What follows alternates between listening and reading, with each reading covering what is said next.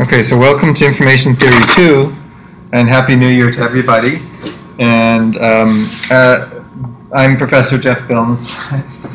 Most of you know who I am because you're in my Information Theory 1 class, which ended only, it seems like, about 2 weeks ago, because we had the enormously long winter break, the 2-week-long winter break that we have here at the University of Washington. So not much has changed. It's just like sort of essentially a long weekend. This is actually Information Theory 2. So what I'm going to do today is it will be, for those of you who are familiar with this class, it will be very familiar to you, but we'll do a little bit of logistics, and because I'm sure you're wondering what this class is going to be about, and then also for those of you who are new, you're also wondering what this class is going to be about. The first thing I want to let everybody know is that as I did last quarter, I'm going to be taping these lectures and putting them on YouTube, which means that if you ask a question, that your question will be on YouTube for the entire world to see.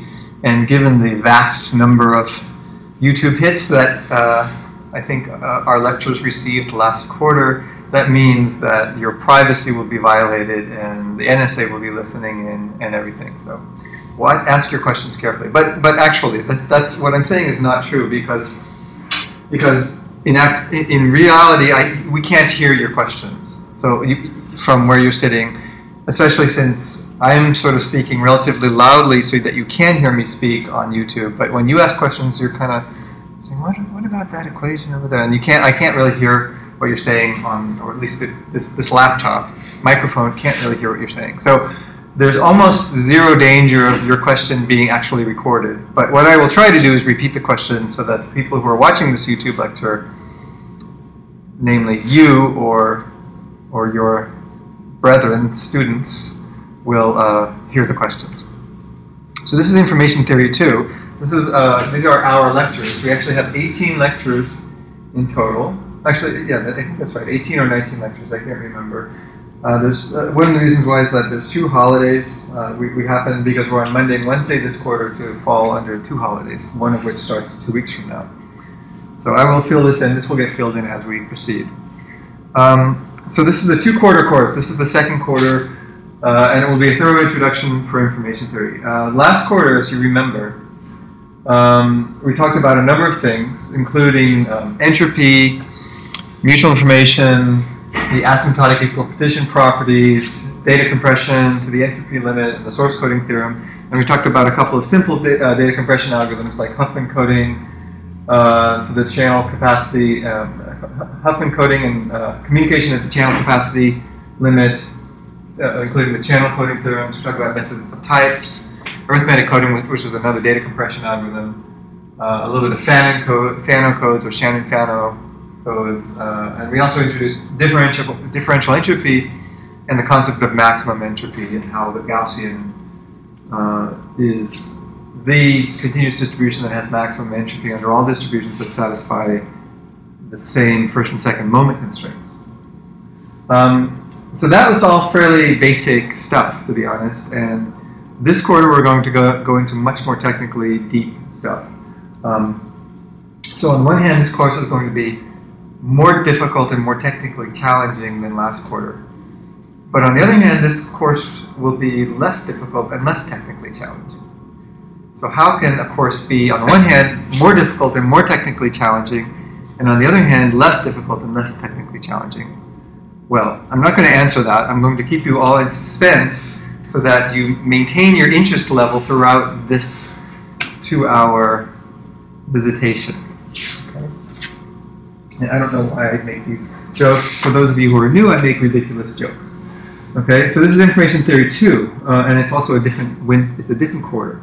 It's not spring, it's not fall quarter anymore, it's winter. I've been here for 14 years, and I still get confused between winter and fall, because I think of winter as starting here in Seattle in September. But this is officially winter. But what we're going to be talking about is, well, today we're going to talk about the Gaussian channel.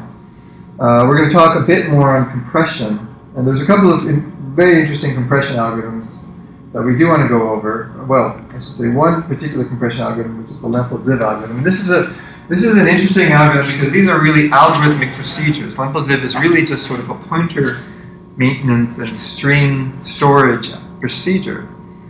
And this algorithm we're going to see actually compresses a source down to the entropy limit, strangely enough, even though it's an algorithm. It doesn't use probabilities. It's also a universal source coding procedure.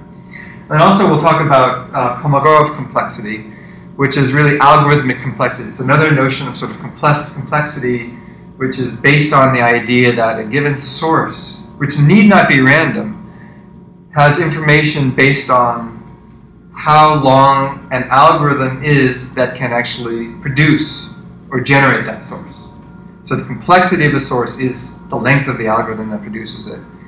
And we're going to relate that to entropy, which basically requires an algorithmic source. And also we're going to talk about the number, the magical, amazing number omega, which I alluded to last quarter in the context of Kolmogorov complexity. We'll talk a little bit about spectral estimation. And actually one point that I didn't mention here is that we will have a brief review of duality, which if you haven't understood duality yet, come on Thursday, and I promise you by the end you'll have a very firm understanding of duality, because we're going to need to be able to use concepts of duality throughout a lot of the lectures in this course. Another topic that's very important is communications with bounded distortion. So we talked about before how it's not possible to compress below the entropy limit without inducing an error. But basically, errors maybe aren't so bad if we're interested in computing.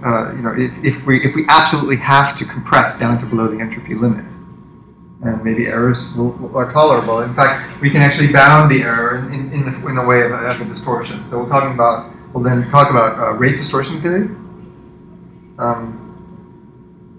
And a couple of interesting algorithms, including the alternating minimization procedure, for computing a number of things, including the rate distortion curve, the channel capacity, and we'll also touch on, for those of you who are interested in machine learning and pattern recognition, the EM algorithm. We'll see how essentially the alternating minimization procedure is a generalization of the EM algorithm for maximum likelihood estimation of parameters in statistical models, which is interesting.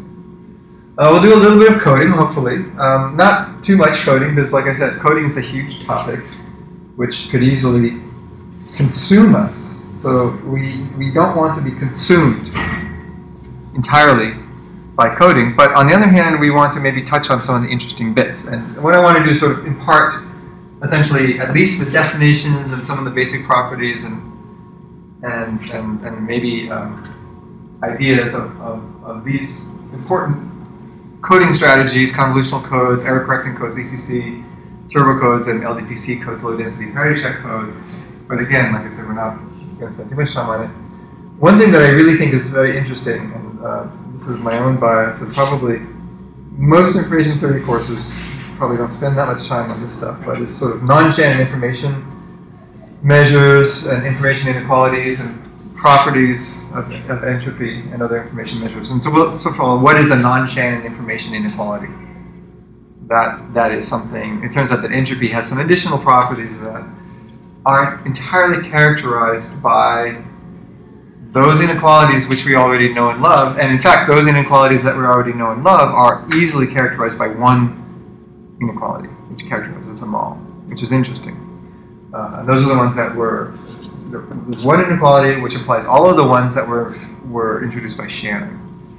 And so we want to sort of understand a little bit, touch a little bit about what an information measure is and what properties might we want. Then a very, very important topic is, a very, very modern topic, is network information theory, which is this topic here, down here. And so we're going to spend probably about 2 weeks on this, maybe more. And a little bit on information geometry and some recent results on polymatroids and information theory. And this stuff actually will segue, for those of you who are interested in submodular functions. I'm teaching a class on submodular optimizations and submodular functions starting in spring. And so this last bit of material will be a great stepping stone to that class, although that class isn't really about information theory per se, but it does relate to a number of things, in particular a lot of the stuff in network information theory, and also some of the non-Shannon information inequalities. So that will be our course. And then it will be spring break, when you will all go down to Mexico to some beach and go wild. Right? Is that what graduate students do?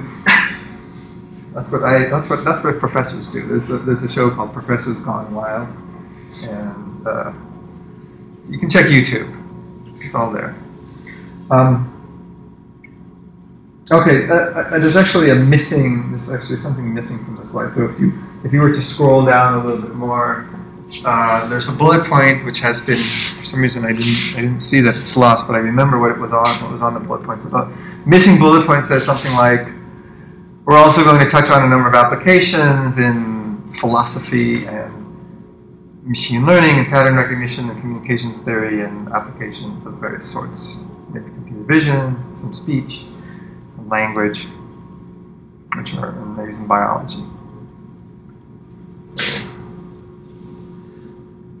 So this is our class. We're on Monday, Wednesday this quarter, if you didn't notice. We're in this room. This is Lowell Hall. How do you like it? It's pretty good.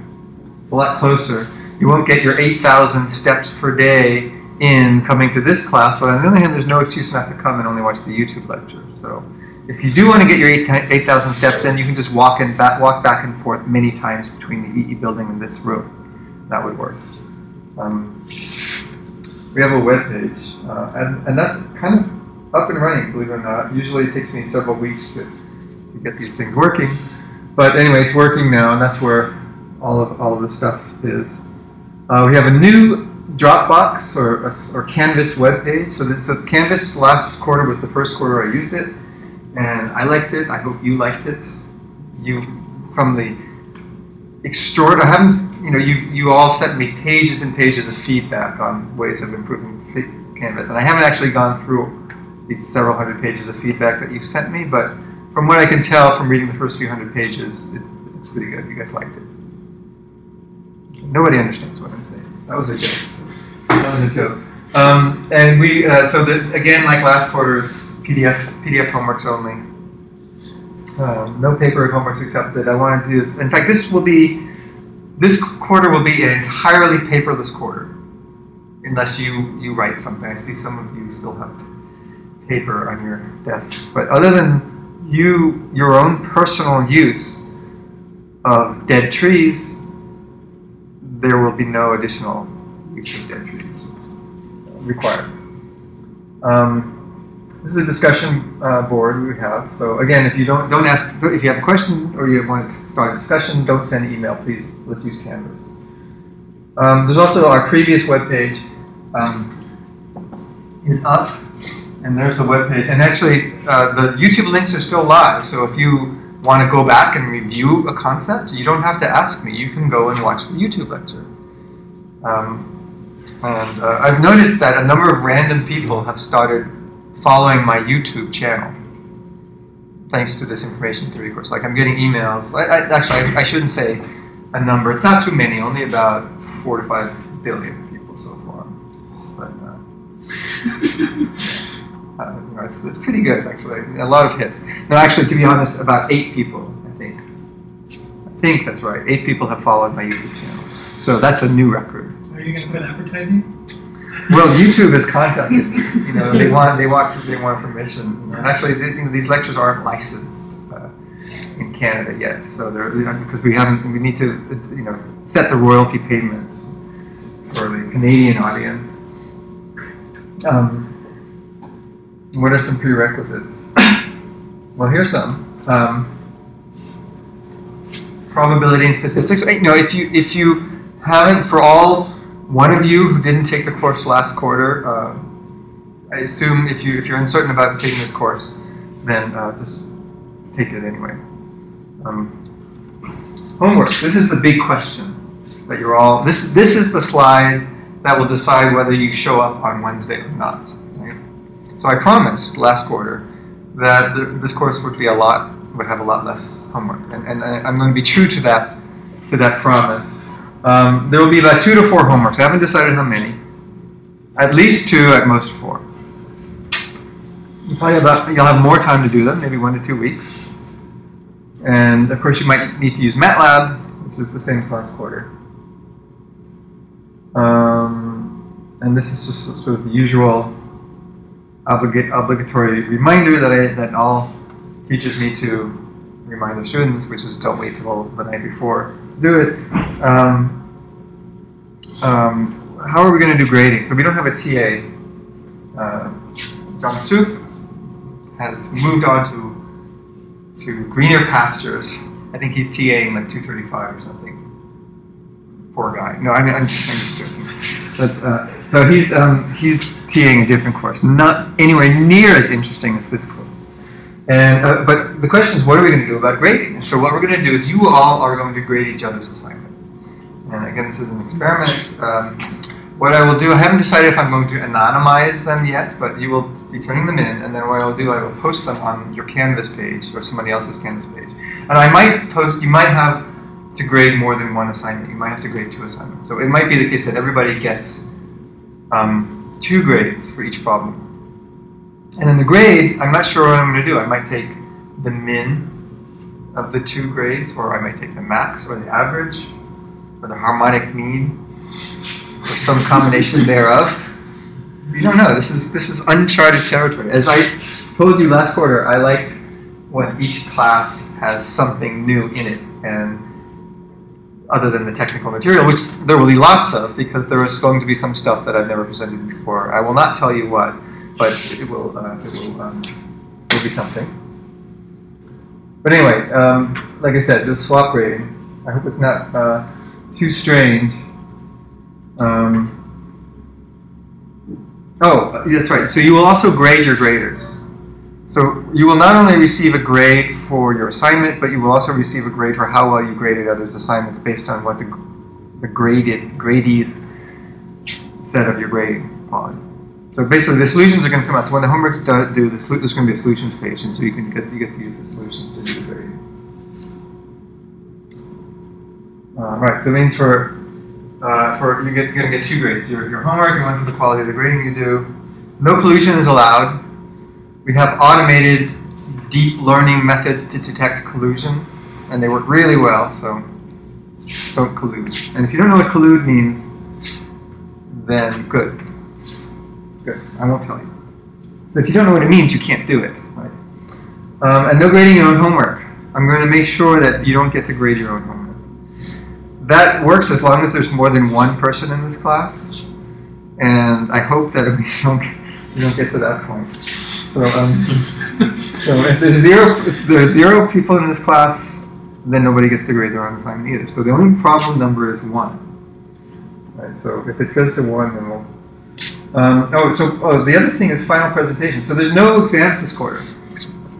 No midterm, no final.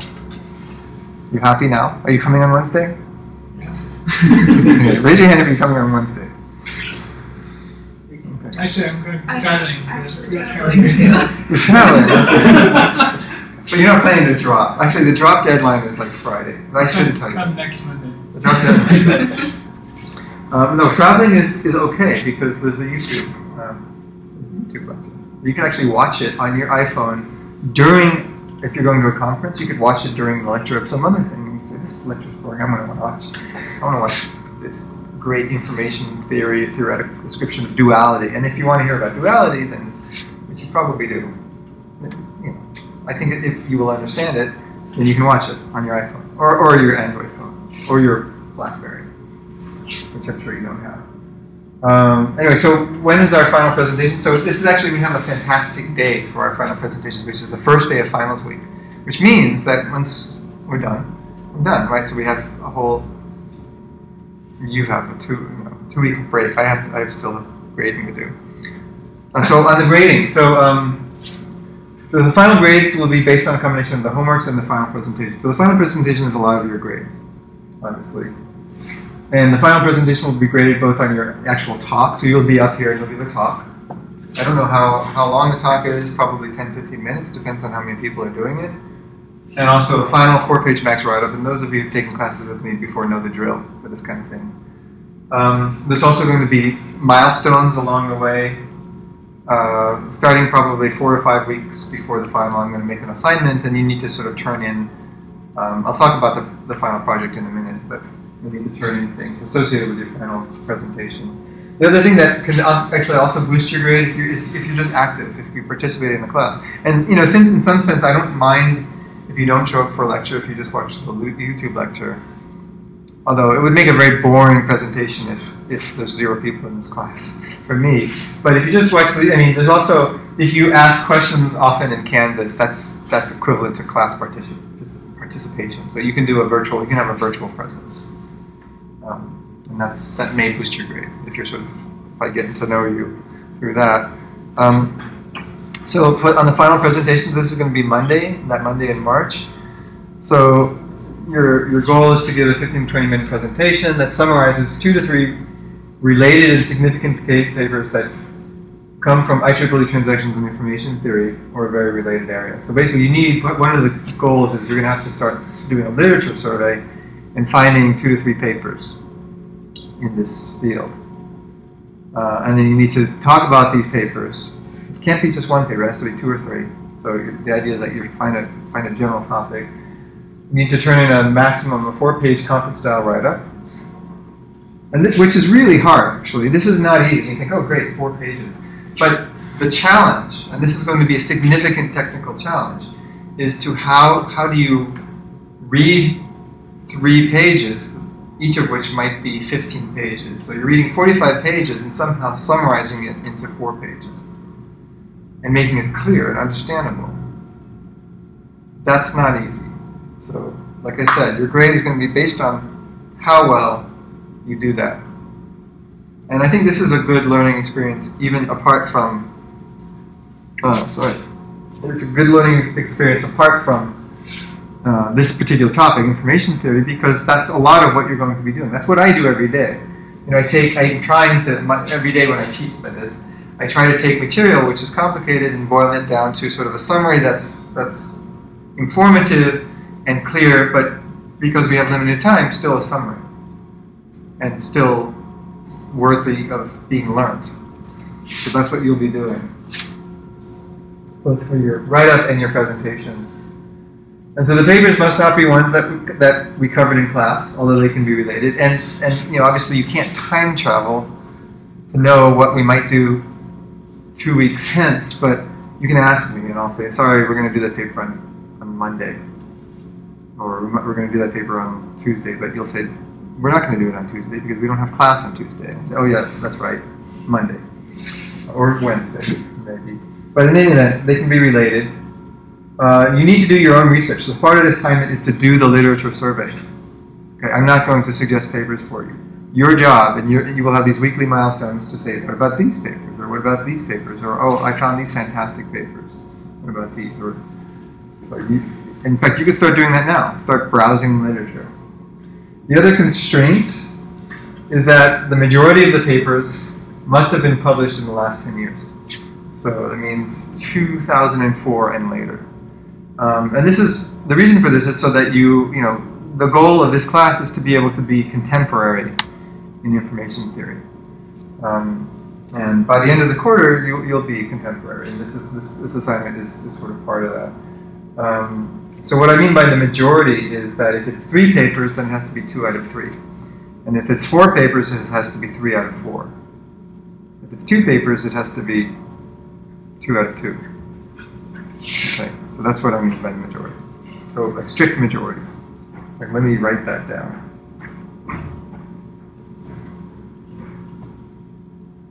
Strict.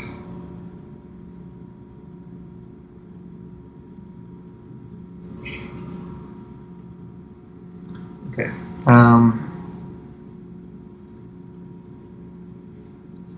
Right. So I just want to also emphasize, again, if you're wondering how these are hard to. These are the grade is how do you quantitatively assess it? It's basically assessed. Your grade is based on clarity and understandability and accuracy. and also these milestone things, these weekly things. So I mean, so if you take an extraordinarily difficult paper and you give the best presentation ever on it, that's a great way of getting a great grade. But on the other hand, this will be fun, and you'll all be here, and you'll all be asking questions, and so hopefully everybody will learn from this. So by everyone doing a good job, everyone will benefit, unlike, say, like a final exam. And I'm not going to grade these on a curve. So everyone could, if they do a fantastic job, get a 4.0. That's really good. Right. Yeah, so the other thing, I've already said this, I have the bullet point again, let me emphasize this. This is not going to be easy, it's a real challenge. You know, so on the one hand, it's not sort of as stressful as like doing a final exam, and as menial as doing a final exam, and as demeaning as doing a final exam, although the final exams aren't demeaning, but on the other hand, this is more like a research project, you know, that you might do and do research. So it will require some work. So please do expect that you will need to do some work. But it's a very much more adult, much more advanced graduate student class style type of assignment than the sort of perennial weekly homeworks that we did last quarter, which were done because, you know, last quarter was a core class. This is what should be a course class, but it's not. Okay, so in terms of our book, so this will still be our main text, the second edition of Elements of Information Theory. I'm going to assume that you've read everything last quarter, and you do have a reading assignment now, which is to read chapter 9. So everybody should have this already. There's another book that we're going to draw from for the latter part of the course, which is Elke, Mal, and Kim's book. This is a fantastic book in network information theory, and we used it for the last few weeks. It's relatively new, so you might want to take a look at this book. Another book we will draw from also, I should say, is this one, Jung's book. In fact, his chapter on network information theory is really good. So on the topic of network information theory, we'll both draw from this book and from this highlighted yellow thing, Jung's book. And I should also mention that Jung's book will also be used for information measures and some of these non-Shannon inequalities. And we'll also draw from some papers, and I'll mention some of the papers that we're using. But if you're interested in books, buying books, I would get this one, Jung's book, and Elke Mal's book. And then the rest of these books are lots of other books that are I mentioned actually at the beginning of last quarter, Gallagher's book is a classic, Kolbach's book. This is Kolbach from Kolbach-Leibler Divergence. He's got a book. Scissor and Corner is a book. Although Scissor it's a book. He's the one who sort of identified the method of types. Although this is a challenging book to read. It's David Mackay's book, which we used a bit last quarter. That's a nice book, but not really going to be using it this quarter. There's a bunch of sort of these older books. A lot of these are sort of these Dover reissues, classic reissues, so you can get them probably at a used bookstore for like $3 or something. It's amazingly cheap, and it's good. Some of them have great descriptions. For another things, like for example, Boyd and Vandenberg have a nice chapter on duality, and there's a bunch of other books you might consider looking at. This is my favorite on probability and stochastic processes. Brilliant Strozacker book. We don't use it here for 505 or 508, but this, if I were to teach it, I would use this book. So it's a great book. Okay. Okay, so there's a little bit more logistics. I know this is a lot of logistics. Again, what we're going to be doing is the lecture slides will be made available before class. I'm going to try to have it done by the morning of lecture. Sometimes what's going to happen is there will be a version on the web page by the morning, but I will update it just before coming to class. So if you're taking notes on slides, I know some of you guys have iPads. If you're taking notes on your slides, the best thing to do would be to like just before class, download the latest version, because there might be some updates or some typo fixes or some improved clarity things that I'm doing at the last minute. So if you want the version that I have, on the other hand, the one in the morning will be rough. Will probably be pretty close. And then after class, if I identify typos, or if you help me find typos, I will fix them and post an update on the webpage, as I always do. And then the YouTube lectures will also be posted sometime that evening or the next day. And if you're wondering again, I'm still using this GoodNotes app, the iPad GoodNotes app, for making these annotations that you see here. And no, they haven't yet added a pointer, if you're wondering. So you will still have to see me doing this kind of stuff and this kind of stuff when I want to point. Did you write your automated script to connect to everything? No. No? No. Haven't done that. Although what I am using right now, I'm using the building's Wi-Fi rather than the ad hoc network. So in the past when I've tried that, that hasn't worked, but it depends on which room you're in. So usually, maybe this room, since it's a, we'll see. So far it's looking pretty good. So, okay, so you have a reading assignment, which is chapter 9, and also do all the readings from the previous lecture. Okay. And there's no homework yet. Oh, and last thing is email me again. Like, there's going to be office hours, but I'm happy to Skype or Google Hangout with you in lieu of office hours if you have any questions. Okay, any questions on logistics?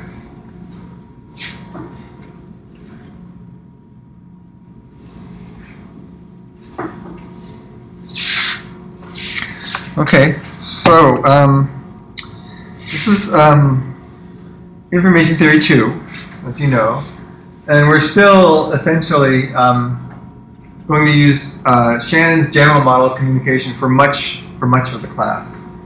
And so we have a source. This is again a reminder of what's going on here. We have some sort of source of information which goes through an encoder, which consists of a source coder and a channel coder. So the source coder sort of removes redundancies and compresses it down to the entropy limit. The channel encoder adds redundancies in such a way that any errors that are imparted by this noisy channel are rendered probabilistically innocuous once that signal is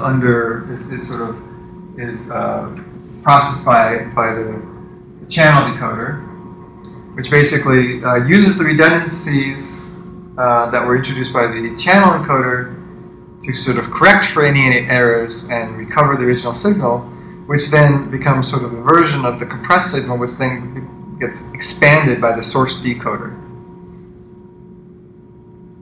So remember, this is, in some sense, this is like a compression, and this is also like a compression. But these guys are similar in the sense that what this first one does is it essentially removes redundancies and sort of compresses something where the redundancies were given based on the original signal, and whereas the second one is a compressor as well, but it removes redundancies that were imparted because of the channel encoding process. And these guys here are expanders. So there's a duality going on here, as we described. And lastly, as we described last quarter, and lastly we have the receiver. So this general model is still valid. Okay. Now there's going to be some differences, because on the one hand, this is a complicated model, but on the other hand, this model that we have could be seen as just a graph with two nodes in one edge. And what network information theory is where you have a whole network of senders and receivers, and maybe you have one source and maybe you have multiple receivers, or you have multiple sources and one receiver, or maybe you have multiple sources and multiple receivers, and you have these channels. And the idea is, okay, I want, for example, to send maybe information from here and here. Let's say that these guys, these guys are sources, and maybe these guys are receivers. And so there's sort of a network associated with that, which basically means somehow the information needs to flow through these channels, each of which might correspond to one of the Shannon models. And each one of the nodes, some of these intermediary nodes, like these guys, this guy, this guy, this guy, and this guy, might have some processing power that can be used to actually enable this form of communication over this network. So it's very, very sort of important problem and very timely, given that lots of what we do today, whether it's the Internet of Things, or the Internet of Things, where the Internet, every device, including your egg slicer, is going to be on the Internet soon. And does everybody have an Internet, a Wi-Fi enabled egg slicer? I just got one. Beacon egg slicer. What you can do is you can check on your iPhone and you can see how your egg is doing. I'm not kidding. Okay, nobody is on top of this stuff. But in any event, after everybody's home has an internet-enabled orange juice squeezer, then these kinds of problems of network information are going to become very important. Okay. The other thing that we've talked about for the most part is discrete channels, but we're going to talk about continuous channels as well. And in fact, we're going to talk about continuous channels today. And hence we need differential entropy. This is again a slide that should be very familiar to you. I mean, what might the source be? But there are lots of information sources, whether it's voice or pictures or text or movies or cells or anything. And then the channel can be a lot of things. It can be a sort of transmission over space or transmission over time or transmission over both. And time and space communication really doesn't need to be seen any differently from each other. Like disk can be seen as a channel. And it's interesting because the properties of the channel can change depending on how long you've stored it. If you store your photo of your great-grandmother for 1 year versus 500 years, the properties of the channel might be very different if you store it on some disk or some electronic storage mechanism. In fact, I mean, this is a big practical problem. I mean, paper, we know will last for maybe a few hundred years. Paper documents, like books, can, if it's stored properly, last for a reasonable amount of time. But everyone's storing their photo collections on disks. And it's not clear how long, because there isn't enough history, how many hundreds of years all this information that's being stored, this precious family heirloom information is going to last. So properties of these kinds of channels are important.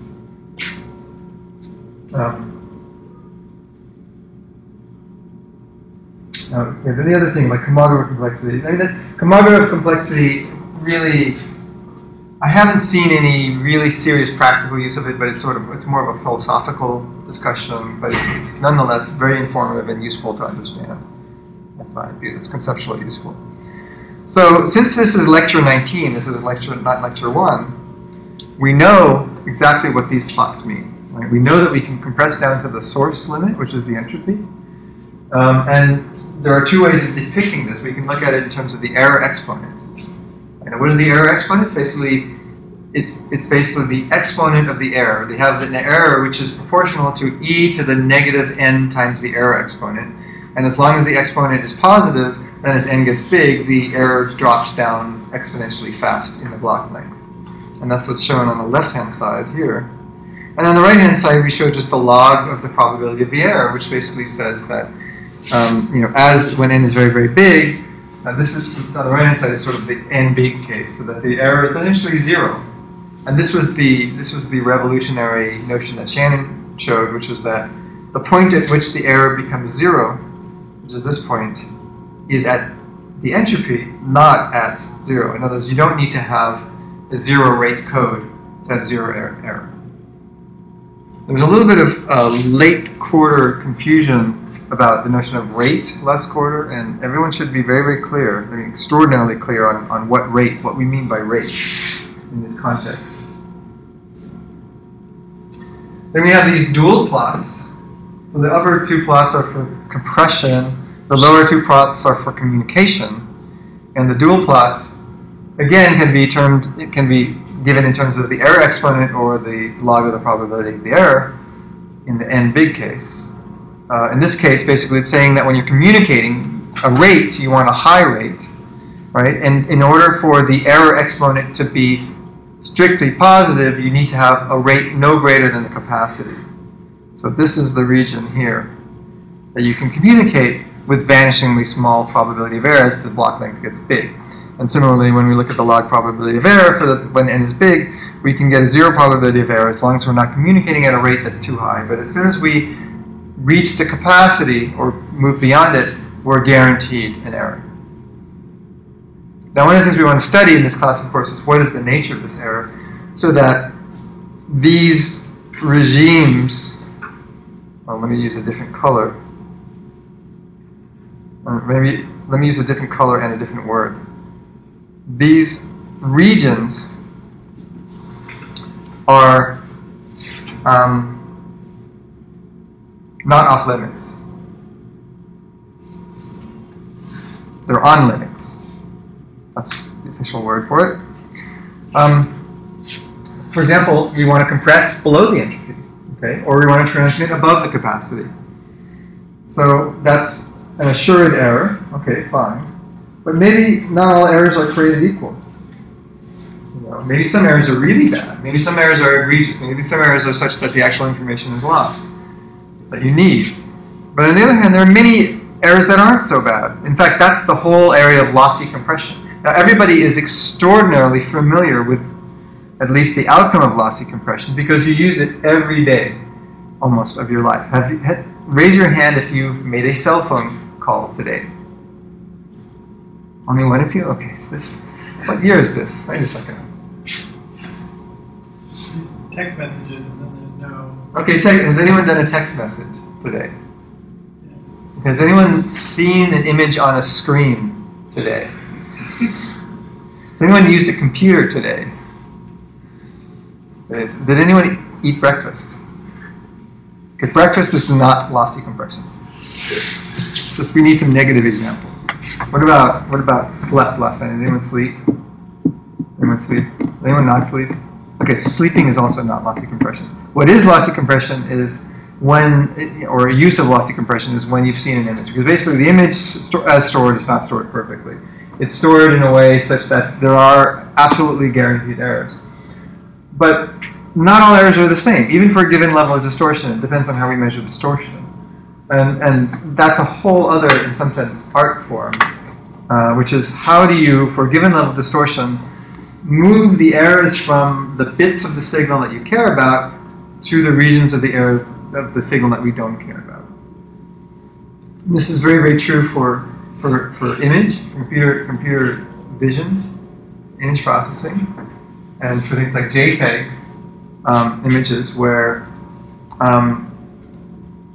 you can see errors much more depending on where the let's say it's a quantization error, depending on where in the image you quantize. It's also true for time signals.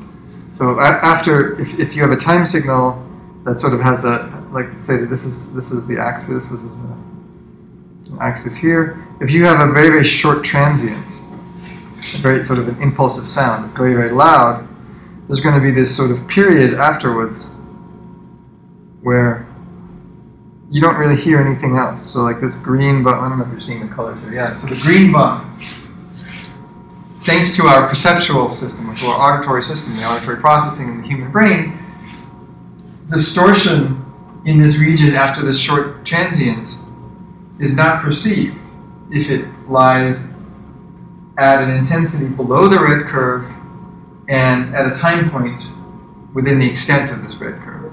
So therefore, this green bump, let's say that the signal consists of the blue transient and the green transient. What we can do is completely remove the green transient and we won't hear the difference. Or most of us won't hear the difference. So therefore, what we could do is we could use many fewer bits to compress in this region. Because we know there's a transient. We say, oh look, there's a transient. After the transient, nobody's paying any attention, or everybody's neurons are exhausted, and so therefore I'm just going to use only a few bits to quantize that next bit of the temporal region, and no one's going to notice. Because there's a neural refractory period, I think it is, that needs time to recover. There's a recovery period for neurons, at which time nothing fires. And so therefore you can use, as long as the intensity is too slow. So that's basically the principle of audio compression, which is used both for speech and to some extent, but also for music and other sounds. And there's also speech compression is a very, very well-studied engineering endeavor, and there's just an enormous number of speech coding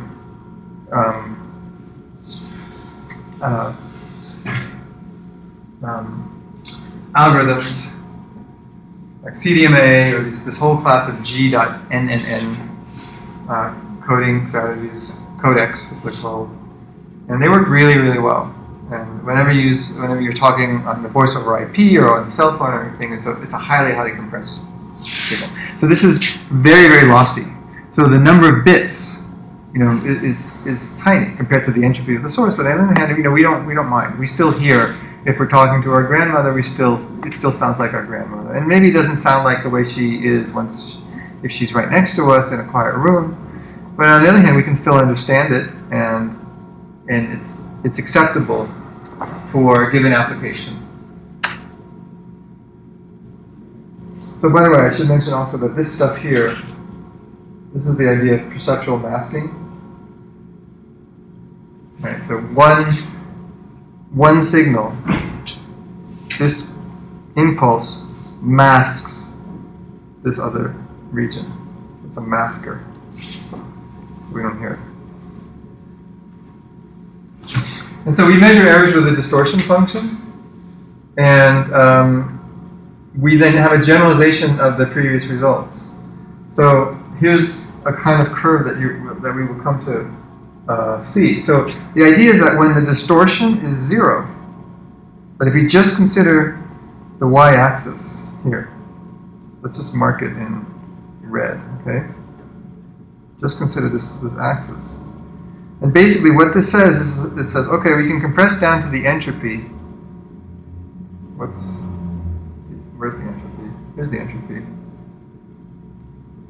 We can compress down to the entropy, but no lower. But if we allow a little bit of distortion, maybe let's use another slice here, like a green slice. If there's a little bit of distortion, like if this is the acceptable distortion, then we can compress down to this point here. Okay.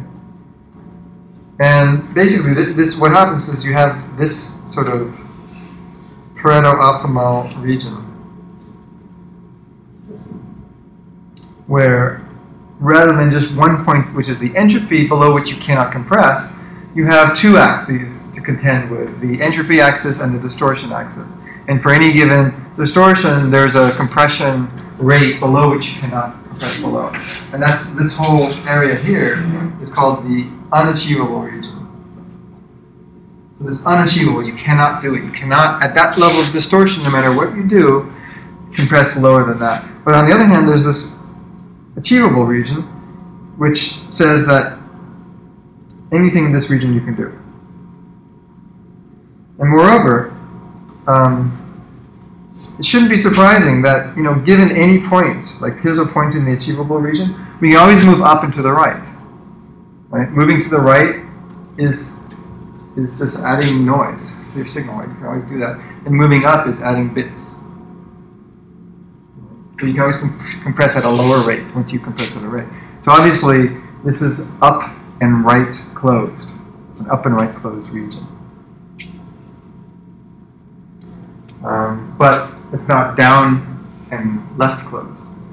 And that's where you get this barrier, which I drew in yellow, which is now lost. But if I had a pointer, which would be right here.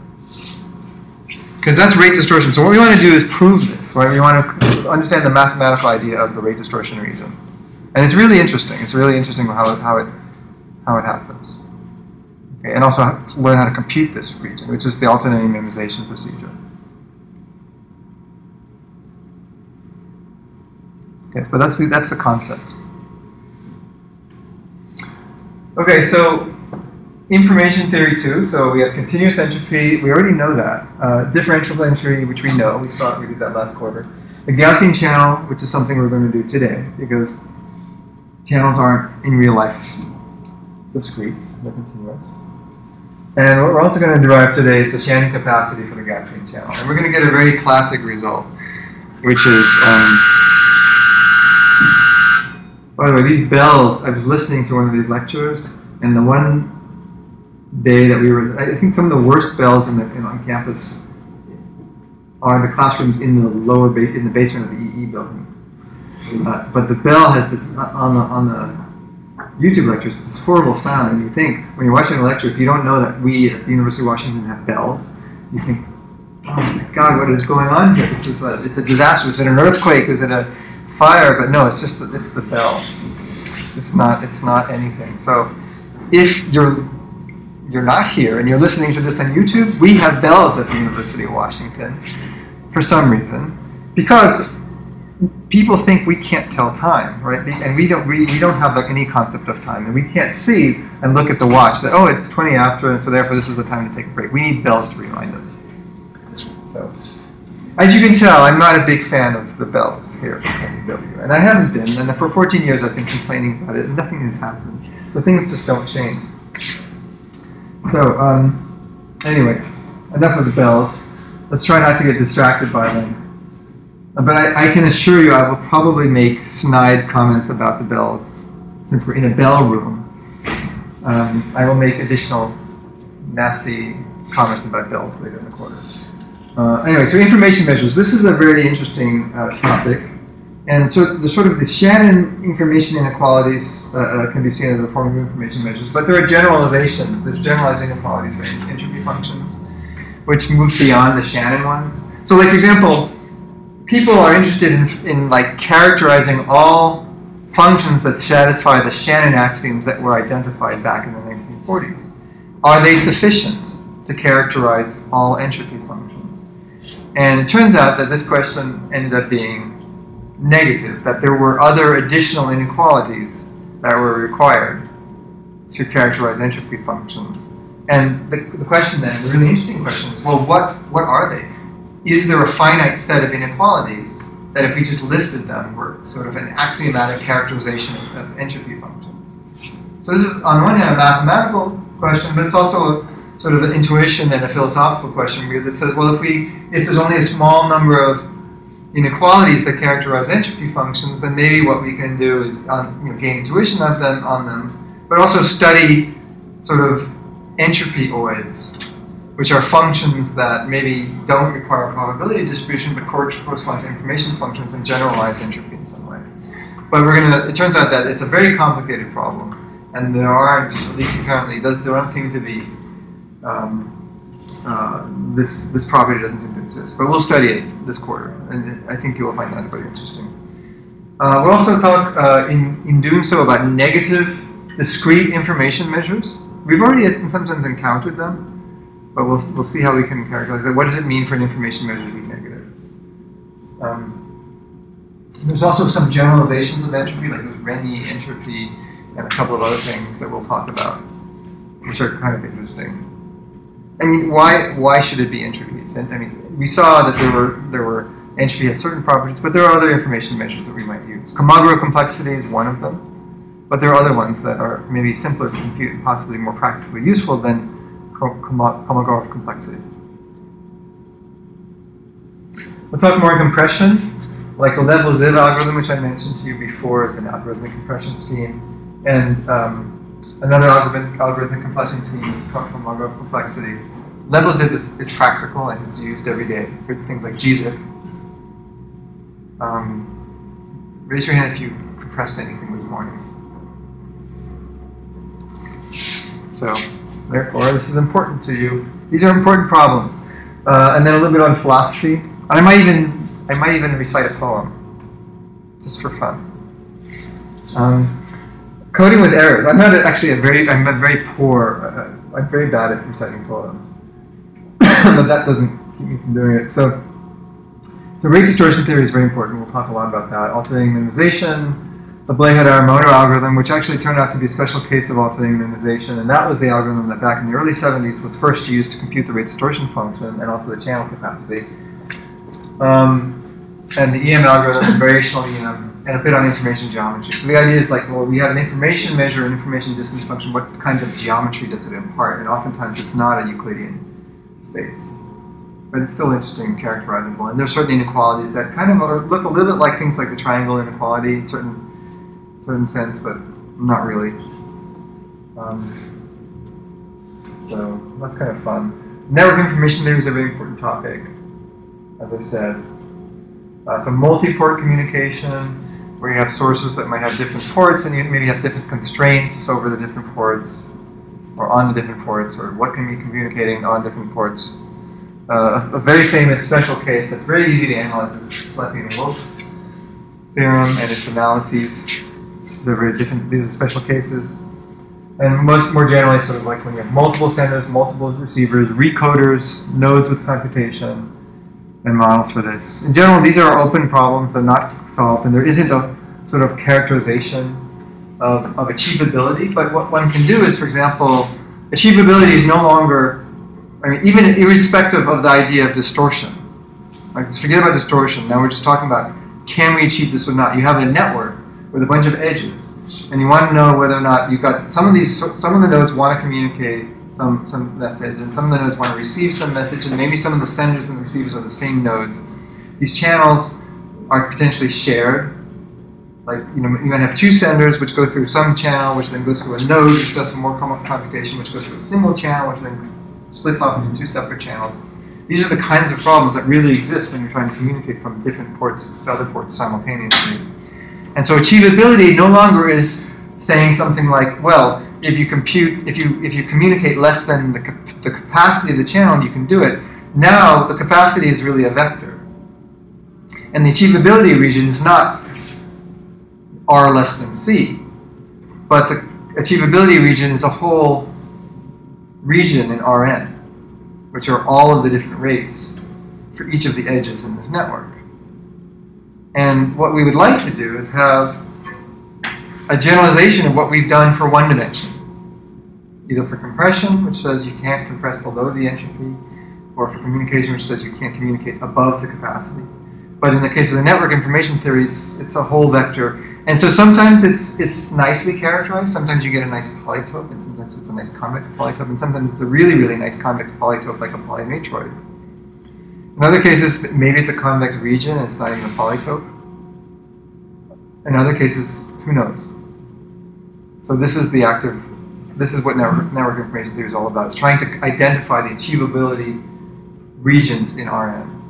And then if you add distortion to it, you've now increased the dimensionality by a factor of 2 to say that, okay, well, even it's actually even more complicated than that, because now each edge in this network, you know, it's not just a rate that you must abide by, or a rate constraint that you must abide by, but there's a given rate distortion for each one, and the rate distortion for each one might interact and change the rate distortion for another one. So it's a very, very complicated,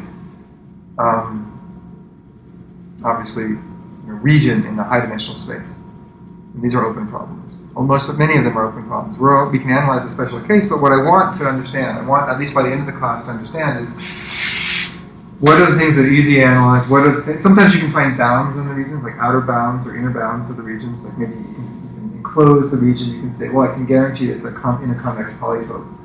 And other times, a lot of what the research is about is to find, oh, I found a tighter polytope, or maybe I found a tighter polytope along some dimensions, but it's looser in another.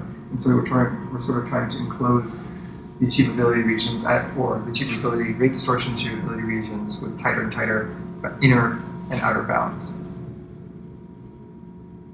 So that's network information theory. And that, like I said, some polytopes are polymatroidal, which then are very, very nice. We will define all of these concepts if it's not clear what they are. But I just want to give the idea. So also, like I said, codes on graphs. This gets into graphical models. I mean, it turns out that codes on graphs turn out to be inference and for setting up a graphical model and doing probabilistic inference on graphical models. And that includes things like convolutional codes, turbo codes, LDPC codes, and inference algorithms for that, like Luby-Bleak propagation. And it's a huge topic, and I have a class I teach on advanced inference methods in graphical models. The slides for which are online, but I didn't do YouTube lectures at the time, but we'll touch a little bit on that. We won't get a chance to go into the details. Applications too, lots of applications. All these applications. Actually, I should just circle it. Okay, so there's the lovely bell sound. So let's take a break and then we'll review. What I want to do is a little bit of review on differential entropy, and then we'll talk about the Gaussian channel, which actually I want to try to finish by the time the class ends. So I'll see you in a minute. Okay, hopefully this will work now. That hasn't happened before. I upgraded to the new version that has bug fixes, and hopefully this is going to start crashing a lot on it. So let's review a little bit on the last part. So differential entropy is the continuous version of the discrete entropy. We have a cumulative distribution f of x, and the differential entropy is defined thusly, where we integrate not just over all x, but over over the support set of x, namely the x that has non-zero density. And so as a result, we don't have to worry about log of 0. And so this should be very familiar and natural to anybody who's familiar with entropy. It's just rather than doing the sum, we use an integral, and rather than using some overall points, we integrate over the support. And the example we gave was several important examples. One was the uniform distribution, which said that for a uniform distribution, one-dimensional distribution that's uniform between 0 and a, the entropy is this guy, which can be negative, which when we first encountered this seemed very strange because entropy was always positive. But then when he said, well, wait a second, if we think of the entropy as the exponent of the count, and namely it's the exponent of a count of a random variable that has uniform distribution with that count, then it makes sense for the entropy never to be negative, because from an enumerative point of view, when you have a discrete set of possible values, there can never be a count of less than 1, which corresponds to an exponent of 0. So there can never be an entropy less than 0.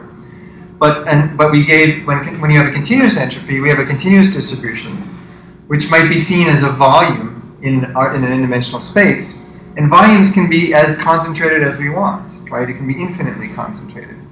And when we want to have, say, an exponent of an equivalent uniform volume, then for us to be able to represent very, very concentrated uniform volumes, we need to be able to have negative exponents. And a negative infinite exponent would be a point in Rn, a one-dimensional point embedded within Rn. And so that therefore allows us to make sense of the negative entropy idea. We talked about the differential entropy of a Gaussian, and we came up with, so we've got a Gaussian which is 0 mean and the variance sigma squared, and the entropy is this nice looking quantity, which is nice because it has a 2 and a pi and an e and a log and a sigma squared and a 1/2, and it's one of the few, like I said last time, one of the few times where you have 2 pi and an e multiplied together in the same expression. But more importantly than the 2 and the pi and the e being together, as much as we like friendship amongst these universal constants, or I should say multiplicative friendship amongst universal constants, as much as we like that, what's really important is that the entropy really is given entirely by the variance of the Gaussian. So when you have a very, very widely spread Gaussian with sigma squared big, it's going to be high entropy, and then sigma squared, which is really the concentration of the Gaussian, corresponds precisely monotonically via a log transformation to the entropy. Okay? So everybody's happy with that, hopefully. We had an asymptotic equipartition property, which basically gave us a typical set, which consists of all possible, let's say there's a subset of Rn, or a subset of the support set, such that when you look at the log, what the sort of, in some sense, the average log, it differs by the entropy by at most epsilon. So it's like epsilon close to the entropy. And when n gets big, because of the weak law of large numbers, essentially everything is going to be typical, just identical, just like the discrete case. We also looked at the differential versus discrete entropy, which I'm going to skip over. We had a joint entropy, which is defined naturally, and conditional entropy. And as at this point, we don't know whether the conditional entropy is positive or negative, right? Because we don't know the relationship between these two quantities. Actually, we do know that it's positive and negative, but I was thinking of mutual information. We also have this quantity, which is the entropy of the Gaussian, of the multivariate Gaussian. And again, just like in the one-dimensional Gaussian, the entropy is entirely determined by, in this case, the determinant of the covariance matrix. So when you have a non-negative definite covariance matrix, the determinant is never negative. And you have a positive definite, the determinant is always going to be positive. And this basically then gives us more information about how the determinant really corresponds to the spread of a Gaussian. Okay. And the Kullback-Leibler divergence is defined in this way. And it's never negative. So the Kullback-Leibler divergence is always non-negative. And from that, from the Kullback-Leibler divergence, we can actually get the mutual information quantity, which is this, which is h of x minus h of x given y, which is never going to be negative. So that means that just like in the discrete case, it is the case on the one hand that mutual information is non-negative. So even though entropy is negative, mutual information is non-negative. And the reason why is that conditioning still reduces entropy. So if we have this exponent of a volume, which is the entropy of x, and the sort of exponent of the conditional volume, which is entropy of x given y, the conditional volume exponent is going to be smaller, or no bigger. Okay, this is very easy. Everyone's happy with this, right? So your memories are good. We have chain rules, and we have these kinds of bounds. And this is actually an interesting class of bounds, because one of the things we will do when we talk about information inequalities is generalize this bound, 19.9. Okay. For discrete entropy, we have monotonicity, which is that as we add random variables to the entropy quantity, it's always going to get bigger. Or technically, it's never going to get smaller. For the continuous entropy, that's not true. And we can see that simply by using a diagonal covariance matrix in a Gaussian where we're just multiplying additional items together, and it can actually make the argument of the log be something that's decreasing, and therefore the entropy is not the continuous entropy or the differential entropy is not monotonic.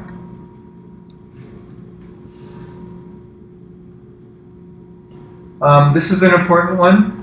So consider all probability distributions that have zero mean, and which is the first moment, and k is the covariance matrix, which is the second moment.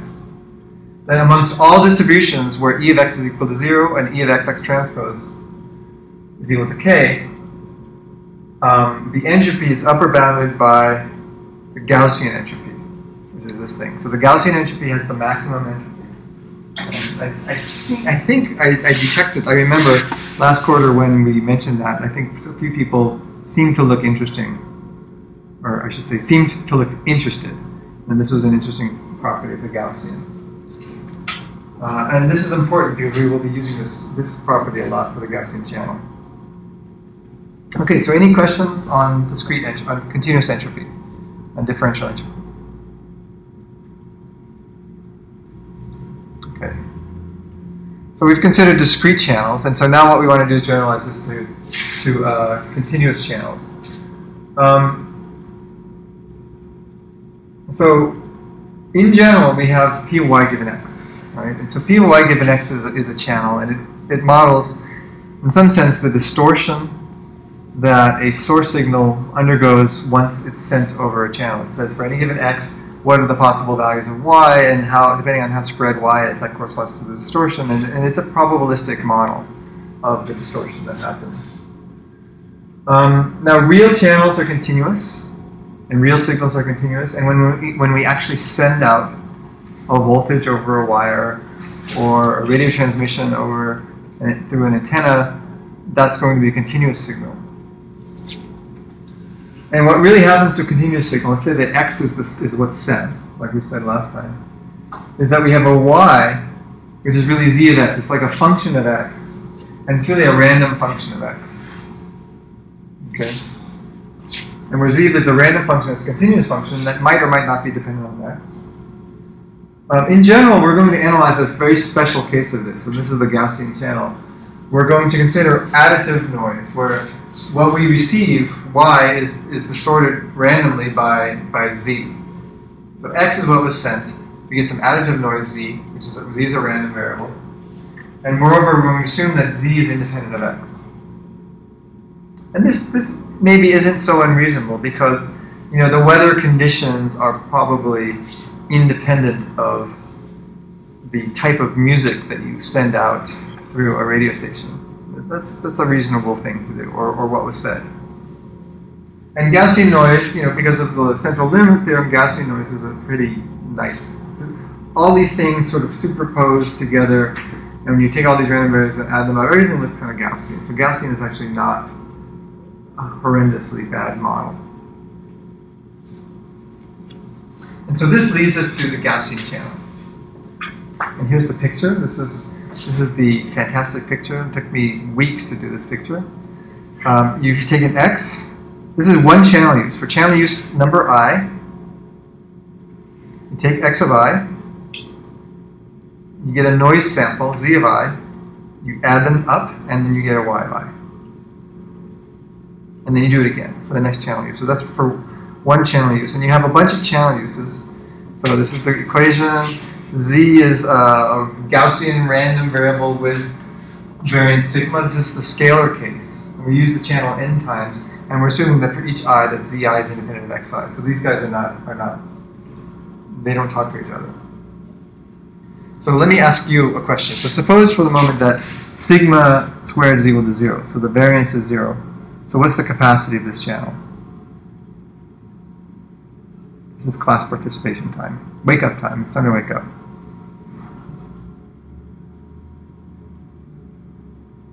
So what's the capacity of the channel if sigma squared is 0? It's the same as the case with no noise. So what's the capacity? How many bits per channel can we use? 1. 1 bit per channel? What is x and y? What is x and y? Okay, so x is a real number. Oh, right? So these are yeah, then it'd be infinity if you could send a real number, right? Right. You can send a real number, right? So these are continuous. These are real signals. So here's the critical things. Okay. I snuck up on you on that one. Maybe I should do more class participation to ask everybody what's going on. So x is a real number.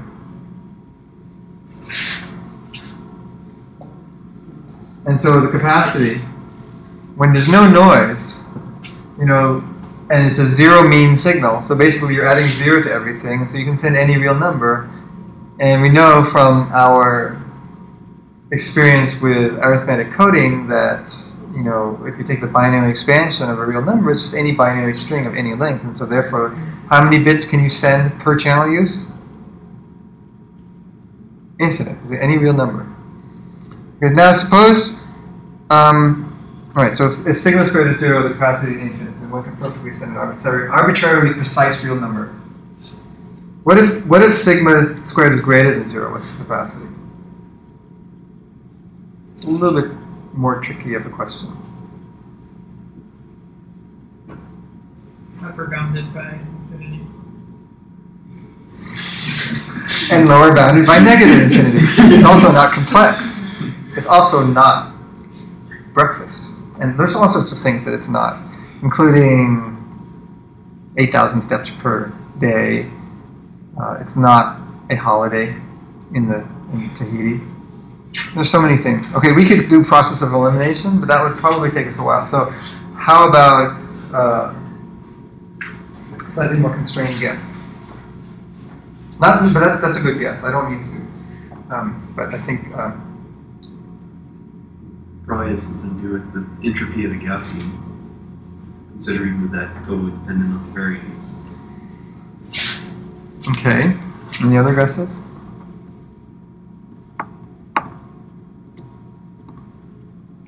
This is good. This means that you will learn something today. So it's time to this is not review. So think about it this way. So you've got a sigma squared. It doesn't matter what the value is, okay? But it's fixed, right? So that means that every time you get a every time you use the channel, you're adding random noise to that. Is that going to put a constraint on the number of bits per channel you can use? What if I say, okay, Gaussian, I will meet your sigma squared with a power transmission level of 4 billion times sigma squared, or something, right? So in other words, I'm going to use an extremely powerful signal, so that if you add a Gaussian, which is sigma squared, let's say that the variance is 1,000 or something, but now my signal has values that range between negative googolplex and positive googolplex or something. Basically that variance is going to get dwarfed, and it's not really going to affect the the bit strings that we're going to be able to send, because the chance of an error is going to be minuscule. So what does that mean? Anyone? So think about it this way. So suppose I plot a signal, okay, on MATLAB. Okay. Now I plot a signal, and let's say its magnitude is very small relative to the variance of it. I add some Gaussian noise to the signal. So I plot a signal, and it looks like this, right? Now I might then add some noise to the signal. And if the variance of that noise is very small, when I plot it with a little bit of noise, it might look like this, right?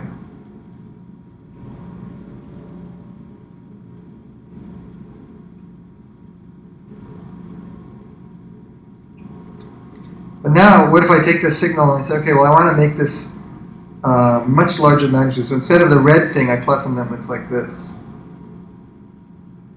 Or, well, you get the idea. Let me try this again. So even if I were to add noise to the green signal, which has much, much larger magnitude, that little bit of Gaussian noise is really not going to change the signal very much. The signal is going to be perfectly communicated. It's a signal-to-noise ratio issue. What do you do? This is what I always love about. This is getting into my tirade against people who are ignorant about hearing protection. So people say, well, this set of headphones doesn't sound so good when you're out and about on an airplane or in a party or something. So what do you do to make it sound better? You turn it up. You make it louder. So therefore, you destroy your hearing for the sake of signal-to-noise ratio improvements. So the background noise becomes negligible because you've increased the signal power level. So using that idea, forgetting about the hearing damage you might get, or any power constraint that you might want to induce. What is the capacity for a fixed noise Gaussian? It's also infinite. Okay. Anyone at least get the idea? It's infinite. So there's no capacity constraint because you can always send a very, very large magnitude number. So it doesn't really make sense even to talk about the capacity of a Gaussian channel unless I put some constraints on the signal power, right? If you can turn up your headphone volume unboundedly large, you can overcome any disco or background noise condition or airplane noise or anything. With perfection, you can hear it perfectly because you can make the signal-to-noise ratio infinite. Now, as we're going to see, the signal-to-noise ratio, I'm not raising that point arbitrarily. It turns out that signal-to-noise ratio is going to be very, very related to the capacity of a Gaussian channel. So if the power is constrained, which is also more practical because, when we're doing a transmission, like an analog transmission, whether it's a radio transmission or right now, we hear fan noise. This is a continuous, you're hearing things over a continuous channel now. There's fan noise coming from somewhere, there's footstep noise, and people are walking around shuffling papers and flipping laptops, and sometimes people are typing on keyboards or tweeting messages about this class, or who knows what you guys are doing. But the point is, there's background noise, and I'm speaking at an elevated level. I'm speaking more loudly so that you can hear me better, and so you don't fall asleep. And that increases the signal noise ratio, and so I can overcome any noise. And you're hearing my words hopefully perfectly, even in the midst of this room, which does have channel noise. Okay. So what we're going to do is, but I can't speak unboundedly loud, right? I would lose my voice sooner than I will even reach the limit of how loud I can speak. And this is without having a cold. And so what we do is we have an average power constraint. So we're going to say that this is a constraint we're going to impose on the source signal. So P is the average power. It's roughly equal to the expected value of x squared. That's a constraint. So we're not interested in any source signal which doesn't abide by this constraint. So there's a balance, right? This is a balance. Like we might say, okay, well, the second source number we send out is really loud at the expense of the others, right? So that everything's sort of within balance as long as this constraint holds. This isn't the only constraint we might want to analyze. We might want to use like the infinity norm or something, or we might do something else that says that there's some property of, because we're going to use the channel n times, there's some property of the set of real numbers that must be true for us to come up with a sensible analysis of the Gaussian, of the capacity of the Gaussian channel.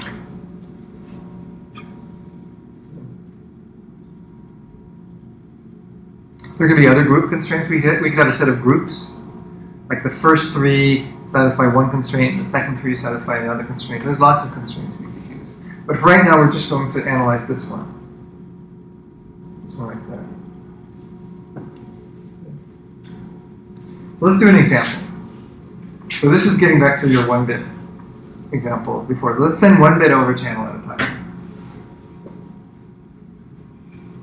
It's obviously a suboptimal use of the channel, but let's intuitively, when we send that 1 bit and abide by the power constraints, intuitively what should be used to encode a +1 or a -1?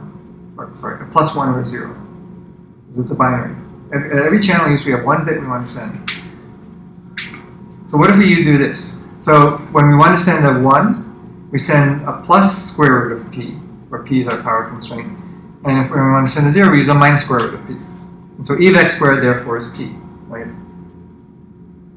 Why wouldn't we want to use something less than this? Intuitively. Then you wouldn't be creative optimal anymore, right? Because you're not increasing your capacity, but you're introducing opportunity for distortion. Yeah, you could think of it that way. You wouldn't be on the Pareto optimal frontier. Remember, Pareto optimality is a whole frontier. So you could say we're not on the Pareto optimal frontier, but that's right. I think that's exactly the point. Is that?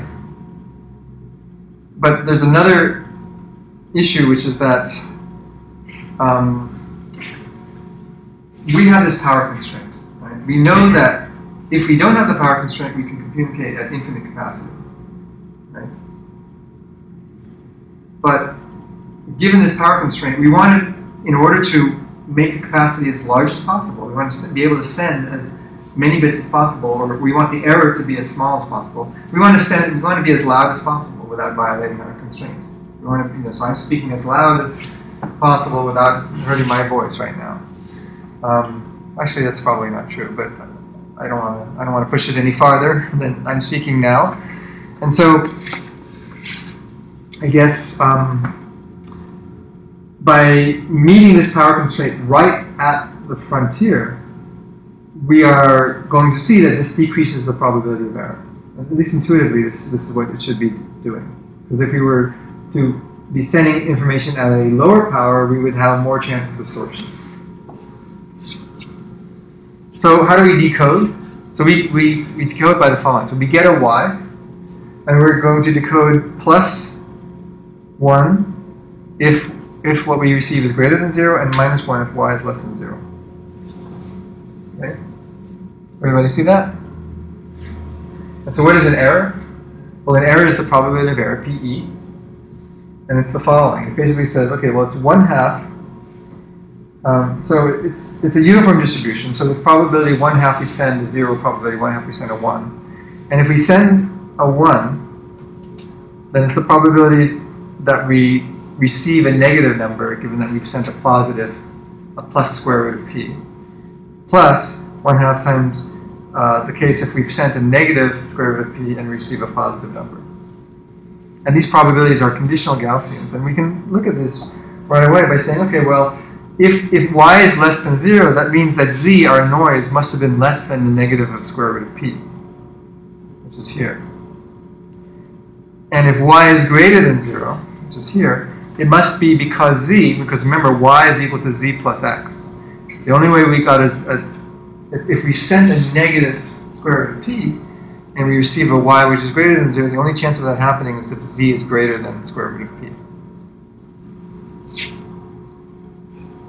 But that's just, z and x are independent. So this is now just the probability that z, where z is this zero mean Gaussian with variance sigma squared, it's just the probability that z is greater than the square root of p. We have a picture. There's two different types of errors. This error on the left, and this error on the right. Okay. Or we could actually look at it this way. Basically, this is the total error. It's this integration of the red regions times 1/2. That's the total error. Or it's really just one of these. So it's symmetric. It's symmetric Gaussian. So the error is just this. Right? Remember this probability of z greater than square root of p. So when we do this, we can actually look at the cumulative normal distribution function for the zero mean unity variance function. So basically the error is going to be 1 minus b of square root of p over sigma squared. That's our error. So what have we really done though? So we're sending a 1 or a 0, and we have this probability of error. The probability of error says that if we send a 1, we get a 0, and if we send a 0, we get a 1. What we've done is we turned the Gaussian channel into a binary symmetric channel, where the probability of a swap is symmetric because it's the same probability of error whether we've sent a 0 or a 1, and it's binary because we're sending 0s and 1s, and the probability of the swap, p, is just equal to the probability of the error, p, for Gaussian. So this is actually common. We're going to often sort of convert continuous channels into discrete ones with appropriate encodings. More generally, we're going to be doing things like vector quantization, where let's say that this is Rn, this is R2, and we have these regions. This might be a region. This is not a particularly nice picture, but the idea is that the thing we send will be the point in the middle, and the thing that we receive will be something within the region, hopefully, if there's no error, corresponding to what we've sent. This would be one possible receiver region, and this would be another possible receiver region, and so on and so forth. Okay. And there would be an error if we send this guy and say and get something over here. Now, how to design these things is sort of the key thing. So this essentially really becomes a problem of vector quantization. And the regions I talked about were quantization schemes, where we quantize Rn. And then within this strategy of quantization, there may be different rates at different distortions that we can communicate at, the different things that we can achieve. But we need a notion of capacity, but we need a power constraint. So what we want to talk about is what is the capacity. So here's the information capacity. With power constraint P is this constrained optimization. So remember, this is just defining C. We're defining an optimization problem, very similar to what we did in the channel capacity case. We're not saying yet that this is the limit of communication. What we're doing is we're just defining C as the result of this optimization problem. This is the mutual information, the continuous mutual information, and we're maximizing over all source distributions that satisfy the power constraint. And P of x is a continuous distribution over the source alphabet, which is in this case a real number or a real vector.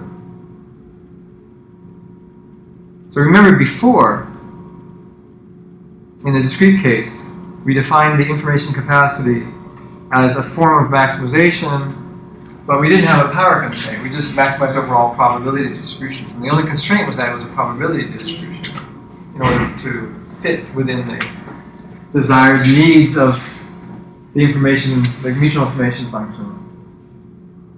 Now what we're doing is we're insisting upon also there being a capacity constraint.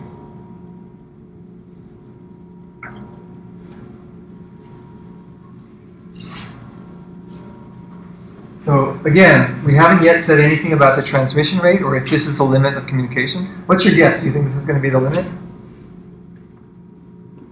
Is this going to be the limit, or is this going to be just some C that we define for fun or for amusement purposes? This has nothing to do with anything. Wouldn't it be strange if there was a class like that where I just defined something and then didn't use it? Well, hopefully, your deafening silence is telling me that you believe that this is probably going to be the limits of communications, right? Right. Yes. Okay. So it has a nice form. Let's look at this. This is actually an interesting bit. We're going to see. So we look at the information based on mutual information based on the difference of entropies. So it's the entropy minus the conditional entropy.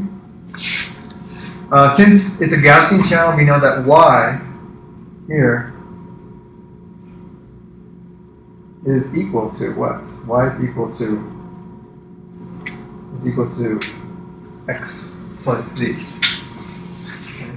But now we've got the entropy of x plus z given x, and so x is a constant, and so the only thing that matters is in that second quantity is the z. So we have here. But z and x are independent. So that means that the mutual information in the Gaussian channel is equal to h of y minus h of z. Okay, so good.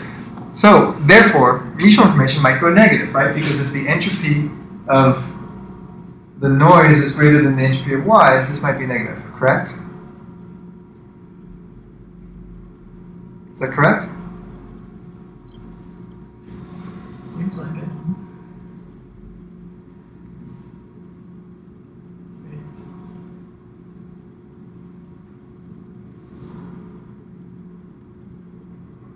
That's not correct. That's a trick question. Obviously, we've already proven that the differential mutual information is never negative. This thing has to be greater than or equal to 0. So what we've done is we've proven a little identity, a little information inequality about sums of two independent random variables under a Gaussian noise case. When y is equal to x plus z, and when x is independent of z, we've proven that the entropy of x plus z is greater than the entropy of z. So we haven't talked too much about entropies of sums of random variables.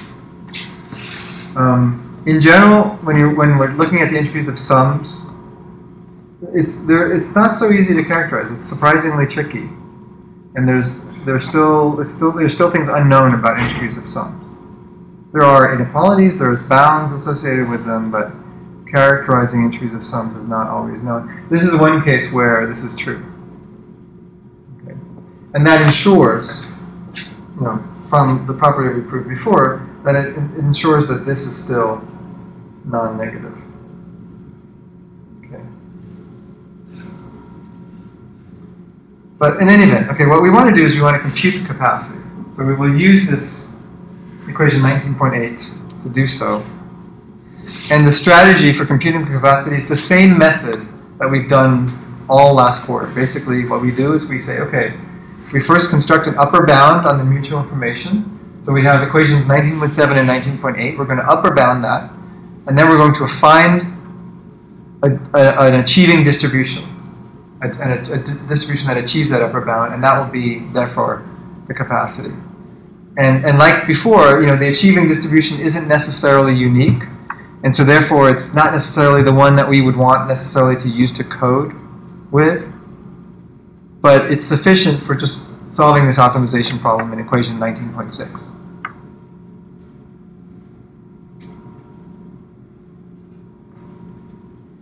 Okay.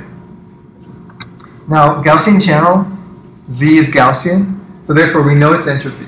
The entropy of h of z is equal to 1/2 log 2 pi e sigma squared, where sigma squared is the noise power. And also, Gaussians have maximum entropy for a given second moment. So we know that the entropy,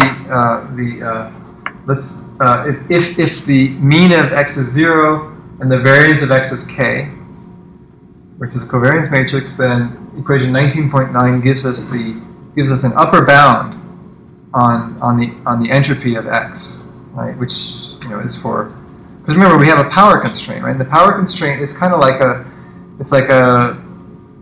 variance constraint or covariance constraint. For the multivariate case, it's a covariance constraint.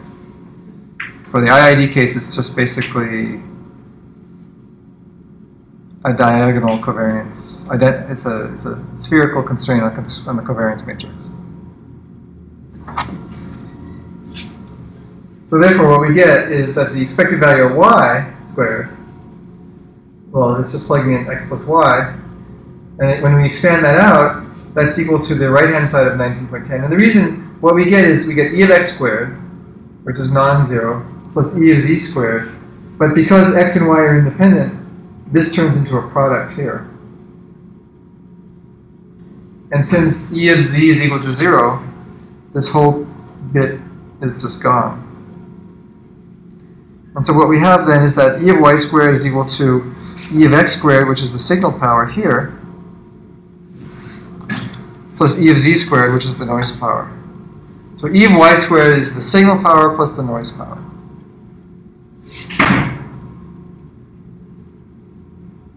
Okay, so how do we use this? Let's upper bound the mutual information. By h, we already have that this is equal to h of y minus h of z. And that's upper bounded by this thing. So this is an upper bound of, just in case this isn't clear. E of y squared is the signal power of what we were receiving, right? So this is basically the signal power, and then the entropy of any source with this power constraint, which is the signal power plus the noise power, is upper bounded by a Gaussian with this power.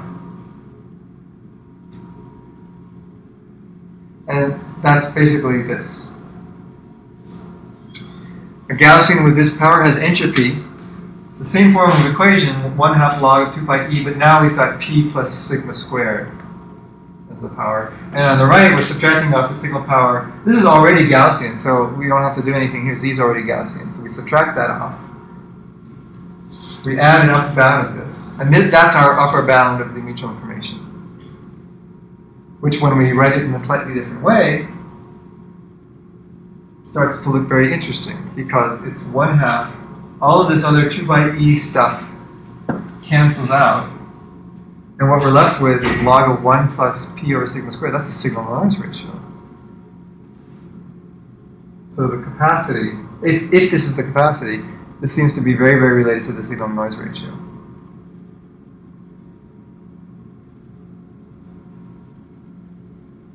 Now, how do we achieve the capacity? How do we find a source distribution that actually meets this upper bound?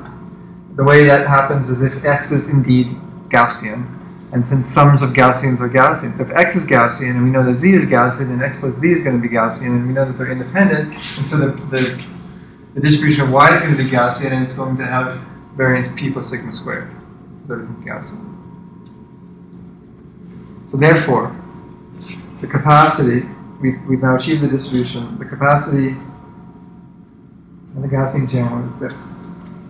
This is the information capacity. This is the result of our optimization problem. And again, it's monotonically related to the signal-noise ratio. So again, this is getting back to our original question. If the noise power is finite, we can still achieve infinite capacity by being loud. Right?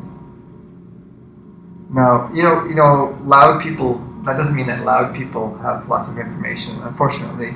But certainly loud people are heard and are very hard to ignore. But more importantly, we see that without any constraints on the signal power, we can get infinite capacity. Because we just increase the signal-noise ratio to infinity. Or we can make the capacity unboundedly large.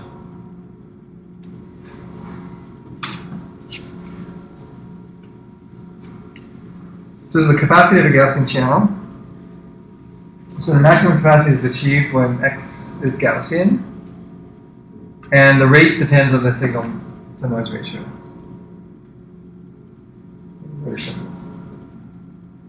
And without a power constraint, capacity is infinite. So the bell is about to ring, but one last thing I want to mention today, at least, which is kind of interesting. For those of you who are interested in audio, and you might have heard or seen in the past that when you do quantization of audio PCM samples, so audio, you're trying to represent. So everybody knows about Nyquist's theorem, which basically says that as long as you sample at a rate twice the highest frequency of an audio source, that you're perfectly able to reconstruct the signal. But there's very little discussion about the quantization problem, which is like how many bits per sample that you use. And typically you have like 16 bits per sample in an audio source, and you hear the number 96 dB of SNR associated with 16 bits. And we're being kicked out. Okay, I will have to do this next time. Okay, so I will see you on Wednesday, and I will do this example on Wednesday because there's enough back. So I will not recognize that for next time.